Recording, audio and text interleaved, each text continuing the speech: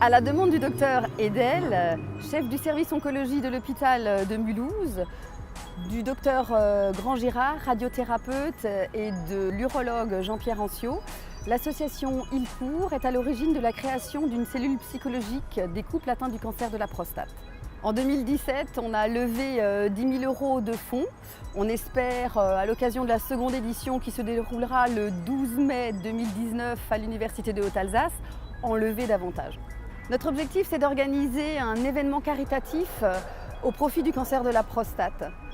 Alors, cette maladie, c'est le cancer qui touche le plus d'hommes. Et aujourd'hui, c'est pas moins de 58 000 nouveaux cas par an en France. Le protocole de cette maladie est lourd et a des répercussions importantes sur l'intimité et la sexualité des couples. Alors le cancer de la prostate est un cancer assez insidieux parce que finalement, je pense que les hommes s'imaginent que ça n'arrive qu'aux autres et que ça n'arrive pas à eux-mêmes.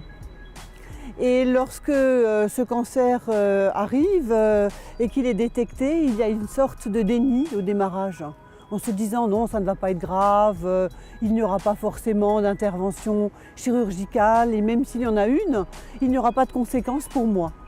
D'abord c'est une peur parce que c'est un sujet tabou. Les gens ont très peur de ce sujet, les hommes essentiellement, et c'est évidemment un énorme manque d'information.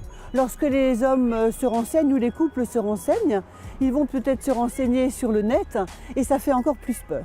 Mais je pense que déjà il faut travailler en amont, c'est-à-dire procéder à une information avec nous tous, les praticiens, comment ça va se passer, quel est le type d'intervention, est-ce qu'il y aura de la radiothérapie, quelles sont les conséquences de tous ces actes et également comment va se passer l'intervention s'il y a une intervention et quelle est la vie après l'intervention, aussi bien la vie relationnelle que, et je le répète, du point de vue sexologique, la vie sexuelle.